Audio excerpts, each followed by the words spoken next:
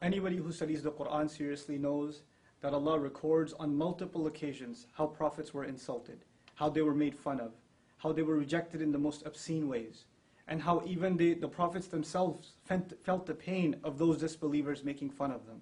Nuh alayhi salam complains about how people found him disgusting, and that they would plug their ears, with their fingers and walk away from him and pull their clothes back as a show of insult to him. And our Prophet is no exception, sallallahu alayhi wasallam.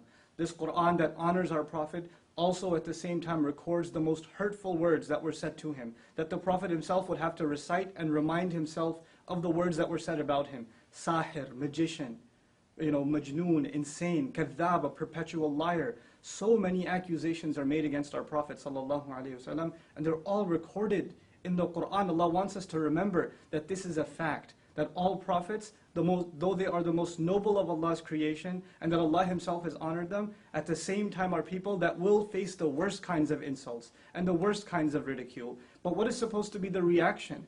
And if anybody's supposed to be angry and just be overwhelmed with rage when the Prophet is insulted, I would argue it would be his companions, whose faith, radiallahu anhum ajma'in, can't even be compared to yours and mine. But how come they don't react the way we do? How come they're not having any protests? How come they're not going out and yelling and screaming in rage? Because they understand that the Quran didn't just come to give them a love for their Prophet, but also to guide that love, and to also teach them how to respond to these kinds of insults. How is it that we don't know that the Prophet himself is told, sallallahu alaihi wasallam, وَاصْبِرْ عَلَى مَا يَقُولُونَ, be patient over whatever they say. I'm fascinated by this ayah, because the word ma means whatever. Whatever they say. Not whatever they've said, whatever they might even come up with. And the mudari' form in the Arabic suggests what they may have said in the past, but the present and even the future till this day. The Prophet's policy is to be patient himself, sallallahu alaihi wasallam. Where in the Quran does it justify our anger like this? And actually, is our anger even justified? If anything, I argue, the one thing we should feel towards those who hate us and make hateful speech towards Muslims is sorrow. We should feel sorry for these people. They can't hurt the Prophet. They can't take away his honor. It was given from the sky. It was given from Allah. Nothing on earth can take it away. No article, no cartoon, no film, no speaker, no hate speech, no form of art. It's not going to take away the dignity of our Prophet sallallahu alaihi wasallam.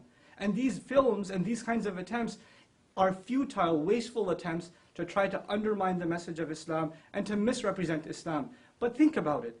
Us reacting in this emotional manner and engaging in senseless violence, is this not also misrepresenting Islam? Aren't we doing exactly what people want, the enemies of Islam want, for Islam to be misrepresented?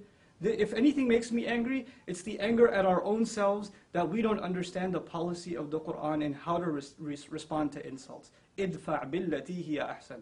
Respond with that which is best. Finally, I want to share with you guys, some people think that this was an early policy in Islam, that in the Meccan time of the Prophet, that he was supposed to be passive. But when the Prophet migrated, and battles began like Badr and Uhud and Ahzab and Tabuk, etc., now the policy was not to be patient, and therefore we should take that. Let's look at Ali Imran, the battle of Uhud. What does Allah say to us? وَلَا تَسْمَعُنَّ مِنَ الَّذِينَ أُوتُوا الْكِتَابَ مِنْ قَبْلِكُمْ وَمِنَ الَّذِينَ أَشْرَكُوا أَذًى كَثِيرًا. You will absolutely hear hurtful words from those who were given the book way before you and people who commit idolatry and blasphemy with God. You will hear hurtful speech absolutely coming from them. These kinds of things are a manifestation, a proof that Allah prepared us mentally for that. But what was supposed to be our reaction, God Himself tells us, Allah Himself tells us, وَلَئِن تَصْبِرُوا وَتَتَّقُوا فَإِنَّ ذَلِكَ مِنْ عَزْمِ الْأُمُورِ. If you can be patient and you can maintain your consciousness of Allah, then that is the most noble of deeds, the highest of accomplishments that you can accomplish. That is supposed to be the reaction of the Muslim. This video was watched by 30 people? This loser and his cousins? Before we gave it support. We made it popular. We're the ones that are giving it more flame. And I want to end with this. In school, bullies tease the kid that they know takes the teases and gets, he shows a reaction. The more we react in this way, the more we're encouraging others to pursue more hateful speech. We have to learn to respond in mature, civil, and higher discourse the way the Quran and the Sunnah of our Messenger, the legacy of our Prophet, expects from us. I pray that this is a message that reaches all of my young brothers and sisters that are feeling the sadness, the rage because of this incident, but I hope to turn that rage, and I hope you can turn that rage into something positive. Barakallahu li wa lakum. Assalamu alaikum wa rahmatullahi wa barakatuh.